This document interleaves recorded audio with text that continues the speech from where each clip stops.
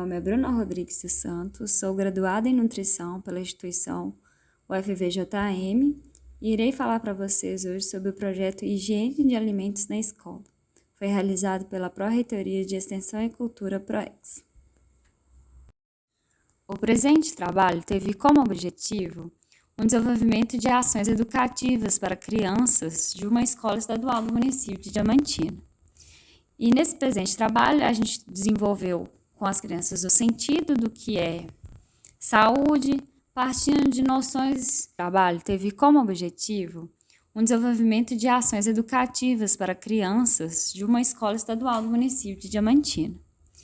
E nesse presente trabalho a gente desenvolveu com as crianças o sentido do que é saúde, partindo de noções de hábitos de higiene pessoal e de higiene dos alimentos.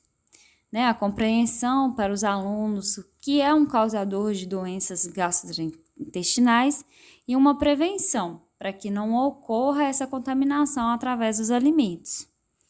Este trabalho também teve como formas adequadas de higiene dos alimentos, higiene pessoal, trazendo essas orientações para as crianças dessas escolas, do município de Diamantina, e houve a interação da escola e a interação da instituição UFVJM. No desenvolvimento da metodologia, houve uma primeira fase em que houve uma reunião entre os acadêmicos selecionados para o projeto, onde também houve a confecção do material educativo para cada faixa etária, referente a micro-organismo, microbiologia e higiene pessoal e higiene dos alimentos. Dentro da metodologia, houve uma primeira fase em que houve uma reunião entre os acadêmicos selecionados para o projeto, onde também houve a confecção do material educativo para cada faixa etária, referente a micro-organismo, microbiologia e higiene pessoal e higiene dos alimentos.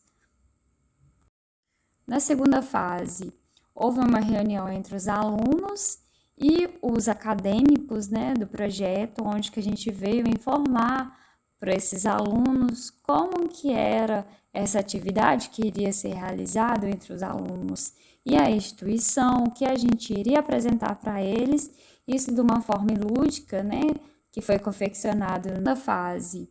Houve uma reunião entre os alunos e os acadêmicos do projeto, onde que a gente veio informar para esses alunos como que era essa atividade que iria ser realizada entre os alunos e a instituição, que a gente iria apresentar para eles, isso de uma forma lúdica, que foi confeccionado na primeira fase, trazendo essas informações para as crianças de uma forma lúdica. E nesse primeiro momento com esses alunos, eles levaram uma carta de autorização dos pais para estar fazendo parte desses projetos, onde eles autorizavam os filhos a participar do projeto. Na terceira fase, esses alunos que já tinham sido autorizados pelos pais para participar do projeto, eles foram levados até o UFVJM, dentro do laboratório de microbiologia, onde a gente pôde apresentar para esses alunos um contato, que no caso era sempre o primeiro momento com esses alunos, eles levaram uma carta de autorização dos pais para estar fazendo parte desses projetos, onde eles autorizavam os filhos a participar do projeto. Na terceira fase, esses alunos que já tinham sido autorizados pelos pais para participar do projeto, eles foram levados até o UFVJM, dentro do laboratório de microbiologia, onde a gente pôde apresentar para esses alunos que já tinham sido autorizados pelos pais para participar do projeto, eles foram levados até o UFVJM, dentro do laboratório de microbiologia, onde a gente pôde apresentar para esses alunos um contato, que no caso era sempre o primeiro contato com o microscópio, contato com a microbiologia, contato com as bactérias, em que a gente pode ver nessa figura 1 e 2. Nessa figura 1 a gente mostra aí os conceitos básicos da microbiologia, que são esses alunos que estão dispostos, que são os alunos do ensino fundamental, que estão observando as lâminas no microscópio. A figura 2 são as lâminas da bactérias bacilos, com aumento de 1000 vezes. E a lâmina B é uma lâmina de fungo, né, que a gente pode estar visualizando ele em 400 vezes, através do microscópio. Né? Essa foto foi retirada do microscópio nesse dia de apresentação.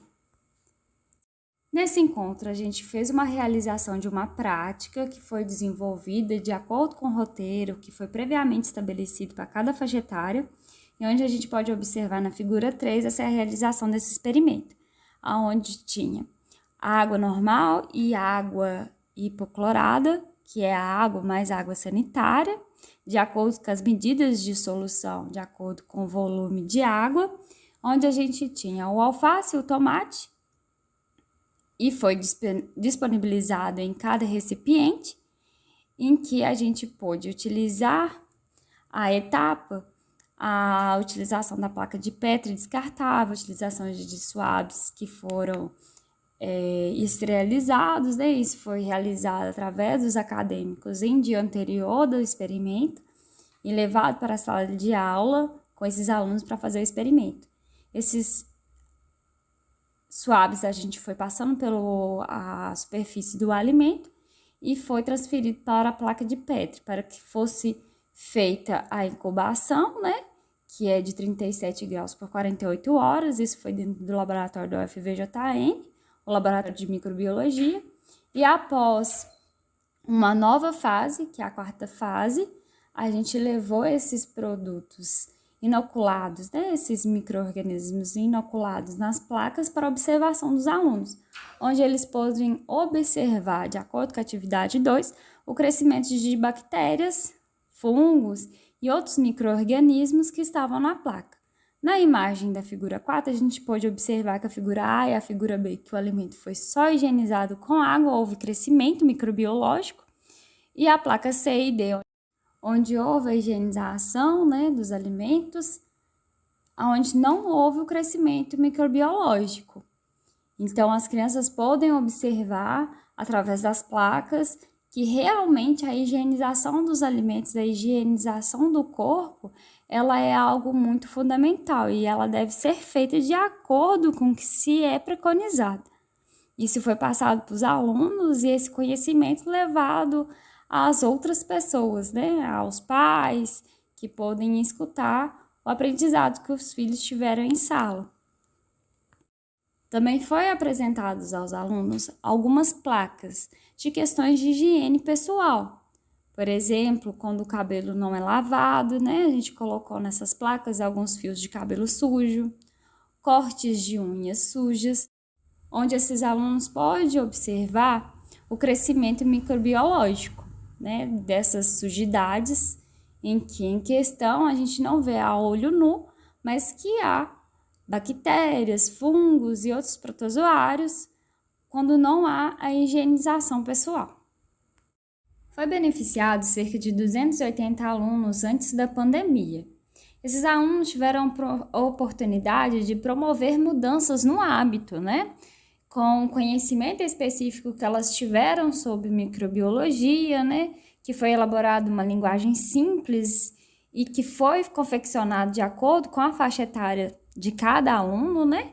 E esse conhecimento que foram passados para eles teve um impacto indireto, que foi estendido para os familiares, funcionários e familiares dos funcionários, né? Então, teve uma abrangência bem grande.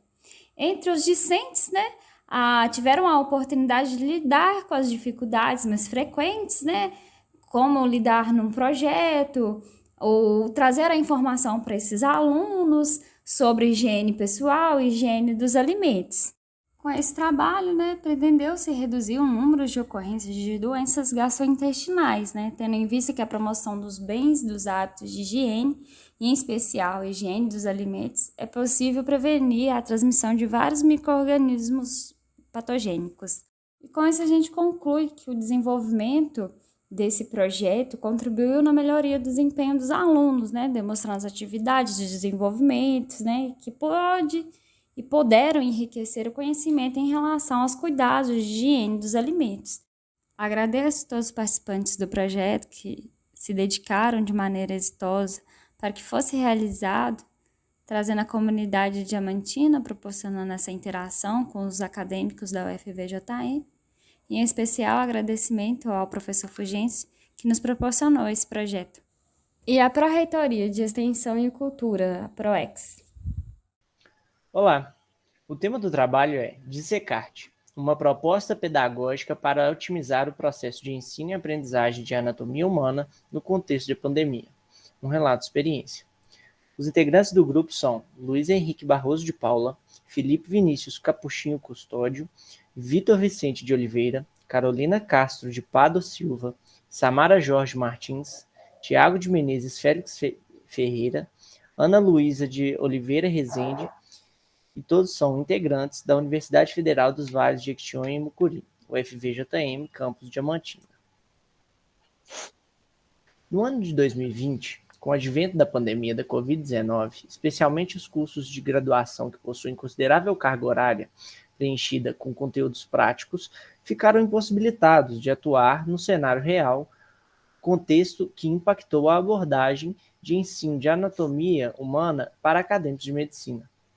Devido à repercussão negativa desse cenário, no processo de ensino-aprendizagem dos estudantes, tornou-se preponderante a busca por novas estratégias metodológicas para suprir a barreira imposta pela condição epidemiológica vigente no país.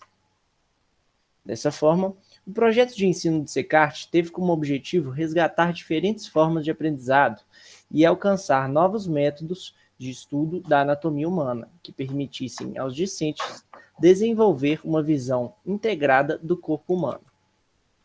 Quanto à metodologia, trata-se de um relato de experiência que, em uma das vertentes do projeto, incentivou a confecção de desenhos anatômicos com o propósito de se tornarem uma ferramenta relevante para o processo de ensino-aprendizado. Por meio dessa estratégia, inicialmente, os integrantes do projeto foram divididos em subgrupos, o que contribuiu para a sistematização das estruturas, por segmentos do corpo humano, acompanhada da pesquisa e da análise de ilustrações anatômicas presentes na literatura. Em seguida, organizou-se um planejamento compartilhado de ações pela plataforma Google Planilhas, de modo que os membros do projeto tivessem prazos para cumprir as tarefas e acompanhassem o progresso dos demais discentes.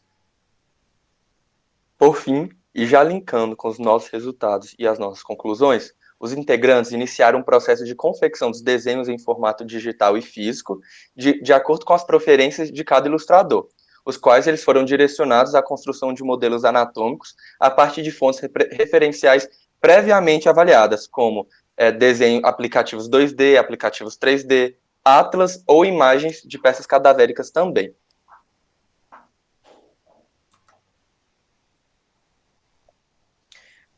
Esses são alguns dos nossos resultados feitos por alguns dos nossos membros. Podemos ver a anatomia de vários sistemas, sistema geniturinário feminino, masculino, sistema digestório.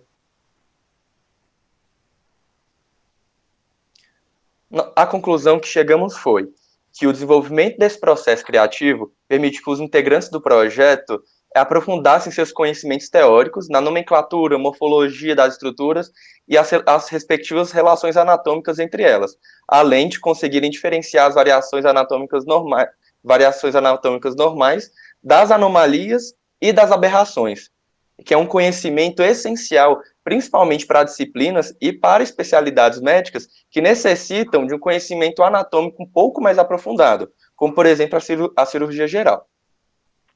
Além disso, permitiu o desenvolvimento de habilidades artísticas, o desenvolvimento pessoal, edificando a percepção mais apurada e holística, sensível do corpo humano. Estratégia fundamental para uma formação médica mais humanizada e menos tecnicista. Portanto, a proposta de Secarte, em associar os desenhos ao estudo do corpo humano, se fez importante diante dos percalços impostos pela suspensão das aulas práticas em anatomia. E, além disso, contribuiu de forma preponderante para a construção de um conjunto de imagens que, posteriormente, vai ser utilizado para direcionar o estudo da anatomia de outros estudantes. Então, a gente pode ver que os resultados não ficaram restritos ao momento da pandemia, e sim se perpetuam para as futuras gerações também. Tá? E Então, a pandemia da Covid-19 não foi barreira para o aprimoramento do aprendizado nessa disciplina, embora prática, porque o conhecimento teórico foi integrado e consolidado por meio de uma prática instigante e prazerosa, que é a arte. Nossos agradecimentos à Faculdade de Medicina e à Universidade Federal dos Vales de Jequitinhonha e Mucuri. Muito obrigado por assistir esse vídeo. Olá a todos os espectadores. O presente trabalho, titulado por Liga Acadêmica no Contexto Pandêmico, visa expor informações sobre a Liga Acadêmica de Anatomia Cabeça e Pescoço da UFVJM, a qual foi criada durante a pandemia do novo coronavírus e, desde então, apresentou soluções para os desafios enfrentados pelos ligantes acadêmicos durante esse contexto.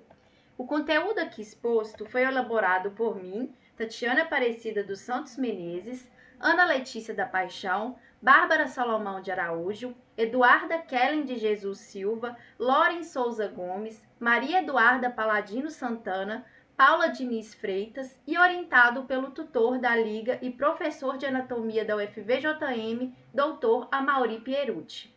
Em primeira análise, retomando ao contexto do coronavírus causador da Covid-19, é válido aludir que essa doença infecciosa apresenta alto índice de transmissão através de partículas expelidas pelas vias aéreas de pessoas infectadas, o qual culminou na pandemia e resultou em milhares de mortes. Para então conter a transmissão, várias medidas foram adotadas, entre elas o distanciamento social, para prevenir a propagação do vírus. No entanto, isso impactou a população em diversos âmbitos, principalmente no âmbito social, econômico e psicológico. Contudo, a partir do isolamento social, também surgiram inovações tecnológicas digitais que possibilitaram a continuação das atividades, mesmo no contexto pandêmico no qual estamos inseridos. Foi diante de todas essas adversidades, então, que a Liga Acadêmica de Anatomia, Cabeça e Pescoço, referenciada como LACAP pela UFVJM, foi criada durante a pandemia com o intuito de aprofundar os estudos em anatomia de cabeça e pescoço por meio de atividades assíncronas e síncronas de forma remota e, posteriormente, com o retorno das atividades presenciais, nós teríamos também aulas no laboratório. Nós gostaríamos de citar ainda que atualmente a Liga contém 14 ligantes, dos quais 5 compõem diretorias nos cargos de presidente, vice-presidente, tesoureiro, diretor de marketing e secretário administrativos. Os demais ligantes são membros efetivos por meio da aprovação em processo seletivo. Prosseguindo, a LACAP possui como principais objetivos estimular a elaboração de projetos, promover o desenvolvimento de senso crítico, sanar as dificuldades na disciplina de anatomia humana, contextualizar os assuntos de cunho científico na área da saúde, os quais auxiliarão na nossa caminhada acadêmica no contexto pandêmico, além das atividades presenciais universitárias que vamos realizar posteriormente. Outro ponto a ser citado é a importância que as atividades desenvolvidas nos encontros possuem em relação ao estado emocional e psicológico dos ligantes, devido ao aumento da ansiedade que a pandemia gerou. A criação da Liga, então, trouxe novamente conforto e proximidade às atividades acadêmicas. Em relação à metodologia, nós baseamos na leitura e interpretação de artigos disponibilizados pelo tutor, seguidos da produção e apresentação de seminários quinzenalmente pelos membros, além de discussões dos artigos científicos na área de conhecimento da Liga. Até o momento, nós contamos com os seguintes temas já apresentados: anatomia topográfica de cabeça e pescoço, neuralgia do trigêmeo, análise antropométrica da mandíbula, espessura da dípula craniana na determinação do sexo e da idade, paralisia facial reversível devido ao abscesso parotídico e variação anatômica da veia retromandibular e nervo facial. Além de todos esses estudos e debates de artigos científicos, por meio do presente relato de experiência, nós gostaríamos ainda de elucidar outras atividades que realizamos, como trabalho em equipe na construção de ideias para um acervo de anatomia e divulgação científica por meio das redes sociais. Isso tem nos ajudado bastante a fixar melhor os conteúdos estudados e, por meio disso, ajudar na construção de novas ideias. Em relação às nossas perspectivas futuras, com o retorno do ensino presencial, nós pretendemos desenvolver atividades que envolvam a população de Diamantina, além de iniciar as aulas práticas com cadáveres, criar um podcast direcionado para pessoas interessadas em aprofundar em anatomia topográfica, confeccionar agasalhos padronizados com a imagem da Liga Acadêmica e também continuar levando inovação aos ligantes e ao público externo, por meio de aulas ministradas por convidados de outras universidades e, com essas aulas, emissão de certificados de participação. Como resultado, apresentaremos os principais temas discutidos e também as dificuldades enfrentadas e os avanços conquistados pelos integrantes da Liga Acadêmica. Além disso, nós descreveremos de forma mais minuciosa os planos futuros a serem realizados por nós integrantes e as atividades que serão feitas com o retorno das atividades presenciais. Desta forma, concluímos então que o contexto pandêmico gerou problemas e desafios para a educação de forma diversa, os quais estão sendo superados por nós, ligantes acadêmicos. Porém, apesar do isolamento social devido ao coronavírus, a Liga Acadêmica de Anatomia, Cabeça e Pescoço continuou em movimento, pois mesmo com a criação de forma remota, nossa progressão na busca de conhecimento tem sido contínua. Ademais, tendo essa evolução na compreensão do que tange a anatomia topográfica, podemos também citar o retorno para a comunidade, que terá sempre estudantes e futuros profissionais com conhecimentos aprofundados em anatomia. Isso se torna essencial para uma boa percepção de patologias e também na realização de tratamentos. Estas foram as nossas referências. Ademais, nós gostaríamos de agradecer à comissão organizadora Sintegra, que preparou este evento de forma excepcional e nos possibilitou também a apresentação do nosso projeto. Nós agradecemos também ao nosso tutor, Mauri Pierucci, que se mostra sempre disposto diante das demandas dos membros e também da própria Liga. E por fim, e não menos importante, eu gostaria de agradecer também a você, espectador, que pacientemente nos ouviu até aqui. Nosso muito obrigada. Olá a todos, sou Gabriela, acadêmica do curso de Odontologia da UFVJM, e relatarei a vocês uma experiência do grupo PET Odontologia no Vale, da qual eu faço parte, em um de seus projetos de extensão denominado Intercâmbio da Saúde, que em virtude da pandemia do Covid-19 passou a ser realizado virtualmente. Os autores também são integrantes do PET e a nossa orientadora, que também é tutora do programa. O PET Odontologia no Vale foi instituído na UFVJM em 2009. Em 2018, o PET passou a integrar um projeto denominado Intercâmbio da Saúde. O intercâmbio da saúde, ele surgiu a partir da demanda da atenção psicológica de organizações comunitárias do Médio Vale de Jequitinhonha, que tinham identificado um alto índice de tentativa de suicídio de jovens e mulheres de comunidades, entre outras questões de vulnerabilidade psicossocial. Dessa forma, o coletivo do Intercâmbio da Saúde conta com o apoio da Associação Genipapense de Assistência à Infância, a GENAI, além de organizações comunitárias, e a parceria de nós, docentes e discentes da UFVJM, e com o suporte da Prefeitura de Genipapo de Minas.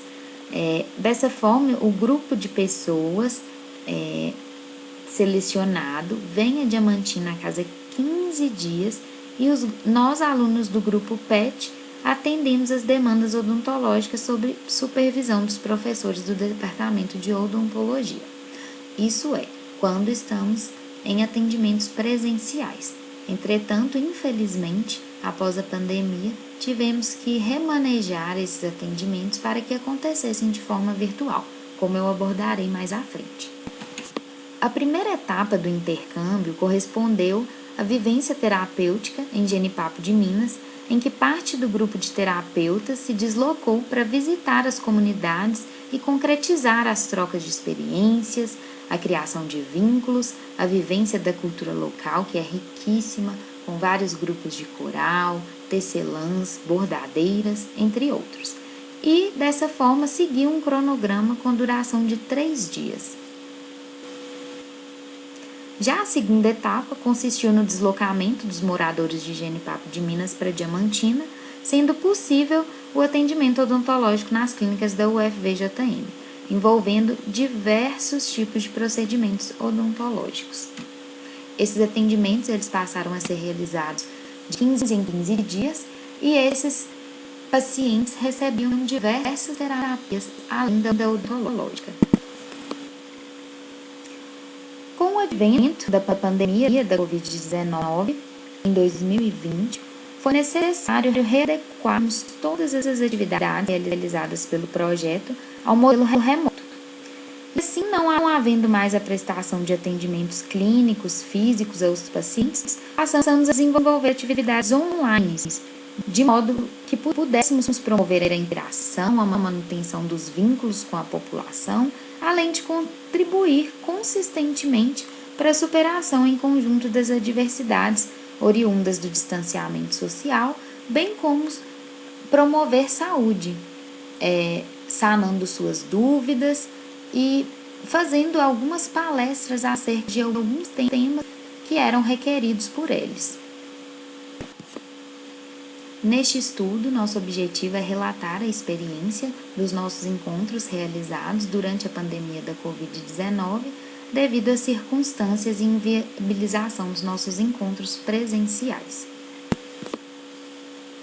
Os atendimentos foram agendados pela equipe de organização do projeto e ocorreram na última semana de cada mês de forma remota, sendo que puderam ser individuais ou em grupo, de acordo com as demandas. Os horários sempre escolhidos de acordo com a disponibilidade dos pacientes, dos terapeutas, acontecendo sempre de segunda a sexta, entre 7 da manhã e 6 da tarde. Normalmente esses encontros tinham duração de 30 a 60 minutos. O WhatsApp foi a plataforma que escolhemos para realizar as chamadas de vídeo devido à facilidade de conexão e acesso por todos. O contato dos pacientes eram previamente enviados aos terapeutas, sendo estes os responsáveis por iniciar a chamada de vídeo e conduzir a consulta. Vários temas foram abordados, como higiene oral, pandemia da Covid-19, orientações específicas também, de acordo com os problemas odontológicos relatados individualmente por cada paciente.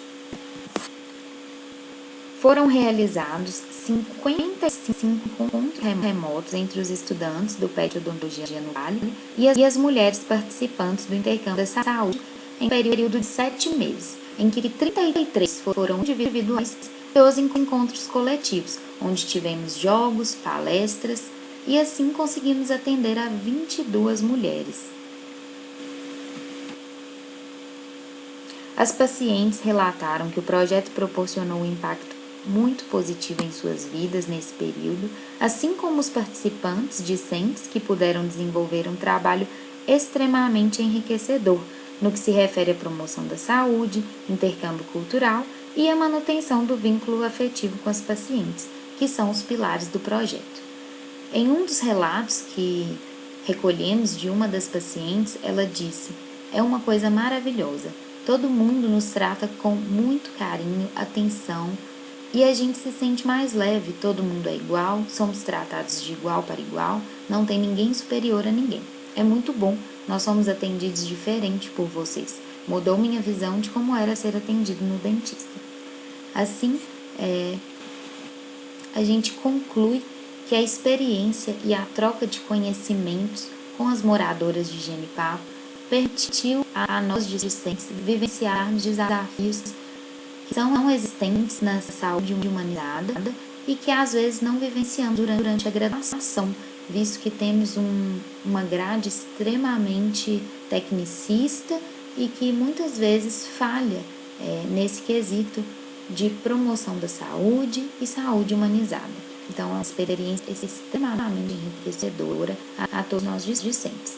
E o intercâmbio da saúde em formato remoto comprovou a capacidade do nosso grupo de se reorganizar perante desafios e, através de soluções criativas, conseguir prosseguir com suas atividades de promoção da saúde. Obrigada pela atenção de todos. Disponibilizo o meu e-mail abaixo, caso haja alguma dúvida e queiram entrar em contato comigo. Olá pessoal, cumprimento a todos do evento que estejam assistindo. Me chamo Thiago Inácio Teixeira do Carmo e juntamente com o professor Cláudio Júnior da Silva Filho, realizamos então um trabalho, a transversalidade de iniciação à prática científica, semeando a cultura científica no curso de graduação em enfermagem no período de pandemia. Esse trabalho foi realizado na Universidade Federal da Fronteira Sul, campus Chapecó, que fica localizado no estado de Santa Catarina. Então, no que se refere à introdução, a monitoria acadêmica, então, ela é uma modalidade, então, de ensino-aprendizagem que busca, então, despertar o interesse do aluno pela docência a partir da execução de atividades pedagógicas, né? Representando, assim, então, uma forma de protagonismo estudantil. Frente a isso, então, é uma prática que pode trazer, então, inúmeros benefícios, né, para o desenvolvimento pessoal e profissional do discente. E conforme a educação libertadora de Paulo Freire, o ideal mesmo é que na experiência educativa, educandos, educadoras e educadores convivam juntos, né?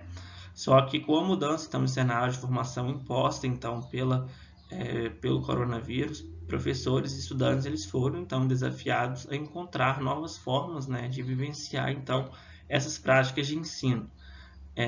Visto então que as recomendações de distanciamento e isolamento social elas foram adotadas então para evitar o contágio, né, e a disseminação desse vírus.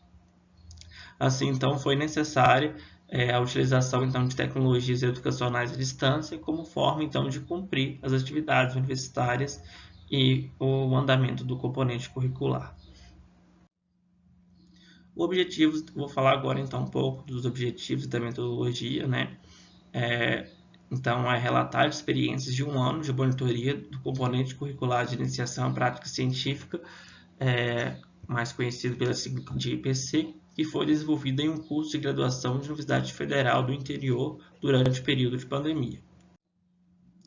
Então, quanto ao relato de experiência em si, as atividades realizadas, elas incluíram, então, o acompanhamento, então, de aulas do componente curricular de iniciação à prática científica no curso de graduação em enfermagem.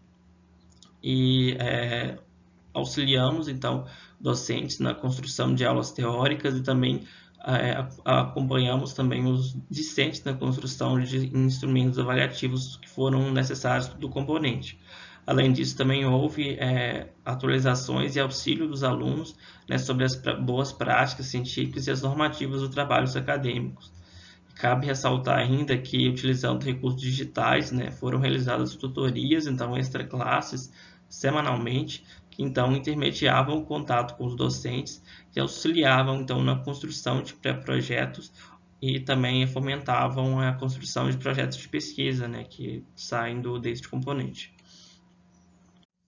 Ainda com relação ao relato de experiência e também um pouco da discussão, algumas limitações desse processo educacional online, elas ficaram evidentes, né, durante sua vigência, né?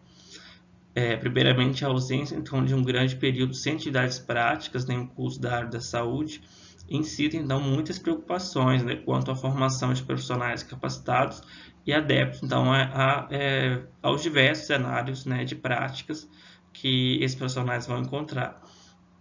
Além disso, também houve redução do calendário acadêmico, né? Então a redução desses semestres também é algo que é uma limitação, né, que muitos alunos também reclamaram. E a dificuldade dos docentes também em se adequar ao ambiente online também constituiu uma das restrições desse método que foram evidenciadas, né, durante o período vigente. Então, agora, no que se refere à conclusão, né, mesmo então com essas limitações impostas que foram discutidas, através das devolutivas do final do componente, né, no final desse componente houve um pedido de devolutiva dos professores para os alunos, né, então eles realmente falaram como estava sendo, como foi o CCR, né, então foi possível então notar o desenvolvimento transversal então da cultura científica, da disciplina então de iniciação à prática científica, de forma a comprometer então discentes e docentes em uma prática científica com rigor e que também seja, né, inclusiva e promova a justiça social, né, conforme o preceito do Paulo Freire. Então, aqui estão as referências, né, tem referência Paulo Freire, também Gonçalves, e agradecimento à Universidade Federal da Fronteira Sul, campus Chapecó. E para quem não conhece, aqui é o campus, uma foto, uma vista aérea do campus. Então, agradeço a todos que ficaram aqui e estão vendo a apresentação. Meu nome é Leandro Ribeiro Palhares, estou docente no Departamento de Educação Física da UFVJM e venho apresentar o PSIC, Grupo de Estudos em Ciência Espírita, que neste ano de 2021 foi gerado, foi pensado e teve início de sua atuação e que espero que se efetive a partir do ano que vem com o retorno gradual e responsável às atividades presenciais em nossa instituição. Como introdução, eu me vali do tema da atual edição da Sintegra, que é repensar a universidade. E conforme o texto institucional de divulgação nos diz que necessário se faz reflexões sobre as questões que desafiam o tradicional fazer universitário. Alguns cientistas e sábios nos asseveram que, diante de um fato novo, se requer uma ciência original e compatível. Portanto, repensar a universidade e sua função social requer um fazer científico diferenciado do lugar comum que atualmente impera em relação à produção serial do conhecimento e do mercado de publicações. Ou seja, repensar a universidade implica uma concepção de ciência que abranja toda a complexidade e a pluriversalidade humana. Como objetivo do presente trabalho é apresentar o PSIC, Grupo de Estudos em Ciência Espírita, que tem por missão compreender o ser humano em sua integralidade, ou seja, corpo, modelo organizador biológico ou perispírito e o espírito. E essa missão abrange os vieses materialista e espiritualista de modo dinâmico e não linear. O PSIC constituiu-se no atual ano 2021 e consta registro no Diretório de Grupos de Pesquisa do CNPq, conforme endereço eletrônico descrito no slide. Inicialmente, o grupo apresenta duas linhas temáticas. A primeira, denominada de Meta, se refere a estudos da filosofia e da psicologia à luz do espiritismo. A segunda linha, denominada Macro-Micro, refere-se a estudos relativos à astronomia, à ciência fractal, à epigenética, à psiquiatria, à sexualidade, dentre tantos outros temas científicos, também à luz do espiritismo. Cabe lembrar que o PSIC não está vinculado a nenhuma área específica de formação acadêmica e ou de atuação profissional. É um grupo de estudos que buscará contribuir para uma formação humana ampliada, que deve ser também objeto de preocupação de uma universidade pública. Como marco inicial do PSIC, participei do 8º Congresso de Iniciação à Ciência Espírita, o CONICE, em 2021, que aconteceu de modo virtual. Neste evento, apresentei oralmente um trabalho e que posteriormente foi publicado como artigo. E o mesmo encontra-se disponível no endereço eletrônico do evento que consta aí no slide. O trabalho foi intitulado Psicologia Espírita, a realização do si mesmo pelo Evangelho de Jesus. A expectativa é que com o retorno responsável e seguro às atividades presenciais na UFVJM, o PSIC deve constituir encontros semanais em local e horário a serem definidos e com a devida divulgação para todos aqueles que queiram estudar de modo coletivo a ciência espírita, buscando uma melhor compreensão do ser humano, bem como do propósito e sentido da vida, à luz da ciência. Por fim, pretendo com o PSIC semear o estudo da ciência espírita no ambiente universitário, pois é aqui que nos encontramos em um centro de aprendizado, reflexão, argumentação e fazer científicos. Se tal proposta é ousada, não, para aqueles que ousam repensar o papel social das universidades públicas para além do fazer científico tradicional, como consta na proposta da Sintegra 2021.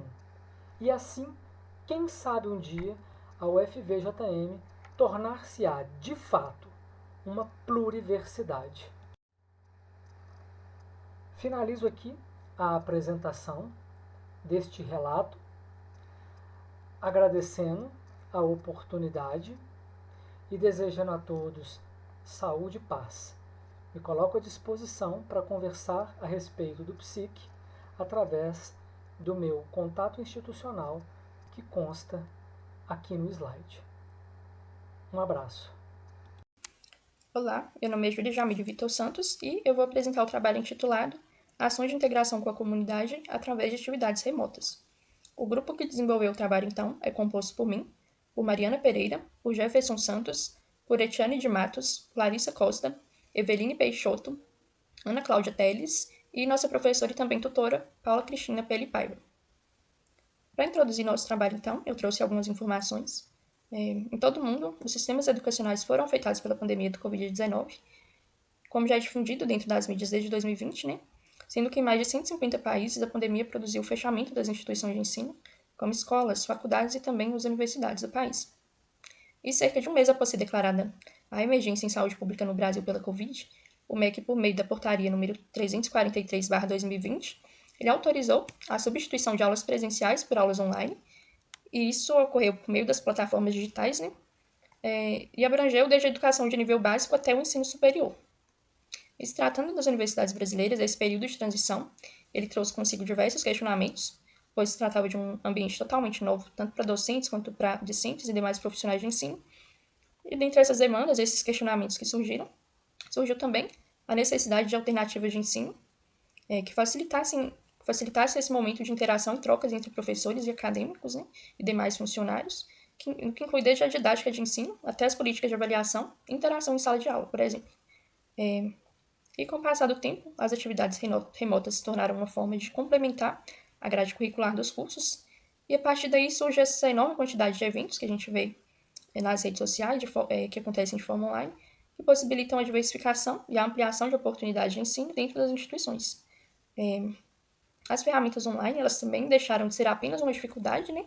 E se tornaram uma oportunidade de promoção de ensino, se tornando também uma ferramenta de ampliação e de diversificação de conhecimento no período da pandemia. Assim, as ferramentas online elas passaram a suprir também com outra lacuna que se fazia presente desde que se instaurou a pandemia, que era a dificuldade em se manter vínculos efetivos entre a comunidade acadêmica e a instituição de ensino. E foi nesse cenário, então, que o Grupo PET Odontologia no Vale enxergou uma oportunidade para implementar uma inovação de ensino através da promoção de atividades extracurriculares que complementassem a formação acadêmica dos alunos, incentivando a educação de qualidade e também que promovesse a integração com a sociedade. Com o presente estudo, então, nós pretendemos relatar as atividades complementares realizadas no formato de minicursos online pelo Grupo PET Odontologia no Vale, além de elencarmos também o impacto dessa estratégia utilizada no período de pandemia. Nós desenvolvemos, então, um relato de experiência sobre a ação de ensino desenvolvida pelo Grupo PET Odontologia no Vale, que diz respeito aos minicursos online desenvolvidos agora na pandemia.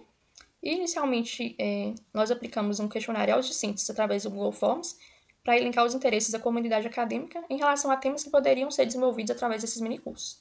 E, seguindo as sugestões elencadas através do formulário online, os minicursos online eles foram realizados mensalmente, de forma totalmente gratuita. A transmissão ocorreu pela plataforma do YouTube. Antes do evento, a gente sempre fazia um período de inscrição e divulgação dos minicursos pelas redes sociais do PET. E, além disso, em um dia específico, realizávamos calibrações, que era um momento de treinamento com nossos palestrantes, para facilitar a utilização das plataformas de transmissão no dia do evento. Os palestrantes, então, no dia do evento, após a abordagem do tema, eles interagiam com o público, respondendo a dúvidas e questionamentos dos ouvintes que surgiam durante a apresentação e que eram enviados no chat durante a apresentação deles. Foram aplicados também formulários para controlar a presença e também para facilitar a emissão de certificados ao final do evento. E nós utilizamos esses formulários também para obter o feedback do público e assim nós conseguimos mensurar o impacto dos minicursos para a comunidade em geral. Isso só foi possível porque nos formulários online aplicados foram incluídas perguntas que tinham por finalidade possibilitar a avaliação do evento, do tema abordado e da técnica que os palestrantes utilizavam. E nós ainda colocamos nessas questões do formulário espaço para possíveis sugestões ou reclamações. Resultados de discussão. Então, foram realizados 12 minicursos online entre setembro de 2020 a setembro de 2021, com a participação de 2.053 pessoas durante nossas transmissões online. As gravações dos minicursos permaneceram disponíveis na plataforma do YouTube e totalizaram 4.814 visualizações. Nas imagens aqui, eu coloquei alguns dos templates das nossas artes de divulgação, de alguns dos minicursos, né, com o palestrante, com os temas, e um print também do nosso canal do YouTube, que era o nosso canal de transmissão oficial, né? E através dos formulários aplicados, então, ao final dos minicursos, nós registramos 748 respostas ao total, e dessas respostas, eu trouxe aqui o gráfico ilustrando, 92,38% dos participantes classificaram nossos eventos como sendo excelentes e 7,22% classificaram os eventos como sendo bons. Haviam outras duas opções de resposta, que é ruim e péssimo, mas nós não obtivemos números significativos nessas opções. E complementando isso, foram contabilizadas 76 perguntas recebidas do público durante os eventos e 23,63% dessas perguntas não puderam ser respondidas durante a transmissão devido ao tempo limitado, né? Mas elas foram repassadas para os palestrantes após os eventos e as respostas elas foram postadas nas nossas redes sociais, nas redes sociais do PET, o que foi positivo, né, por estender o contato com o público para depois dos eventos e por promover essa continuidade das ações desenvolvidas. E como conclusão, os minicursos eles atuaram, então, na perpetuação dos conhecimentos voltados às preferências dos nossos espectadores, isso na modalidade remota, né? E agiram também na retificação do vínculo entre a comunidade acadêmica e a sociedade e a universidade, e sob a óptica do público, as estratégias adotadas foram eficazes e benéficas. Essas são algumas das referências que foram utilizadas. Nós agradecemos ao PET, Odontologia no Vale, ao Ministério da Educação, que é a nossa agência de fomento, e à Universidade Federal dos Vales do Jequitinhonha e Mucuri. Olá, meu nome é Maria Luísa e nesta 8ª semana da integração Ensino, Pesquisa e Extensão, apresentarei uma das vertentes do projeto de SECART. Contribuição das mídias sociais para o processo de aprendizagem de anatomia humana em tempos de Covid-19. Um relato de experiência. Este trabalho tem como autores Maria Luísa Barroso Coelho, Laiane Souza dos Anjos e é coordenado pela professora Elisiária Cardoso dos Santos. No nosso projeto, nós, alunos, somos os dissecartistas. Mas de onde surgiu esta denominação?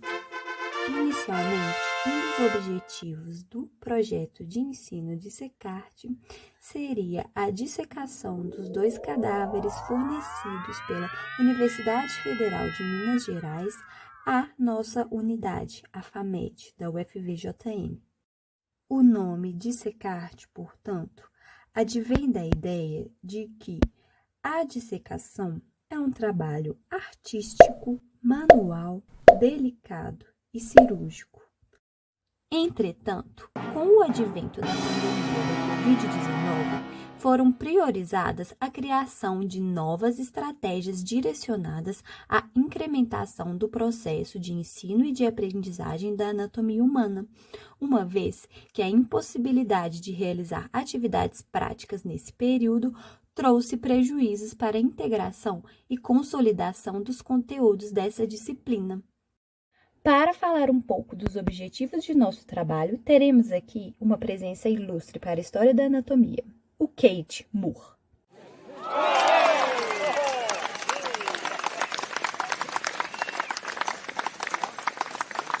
O projeto de ensino Dissecarte teve por objetivo o desenvolvimento de atividades de ensino em ambiente virtual, com o propósito de minimizar os percalços acadêmicos impostos pela pandemia da Covid-19.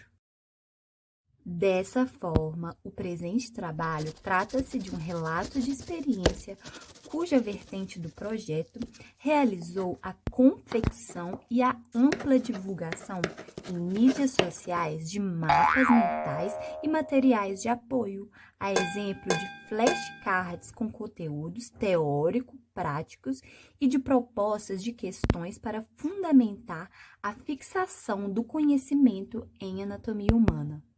Como estratégia metodológica, inicialmente organizou-se um calendário como planejamento de estudo para que os responsáveis pela configuração dos posts pudessem se organizar nessa tarefa e para que a comunidade acadêmica da UFVJM e demais seguidores da página do Instagram do projeto criassem uma rotina em consonância à proposta inicial.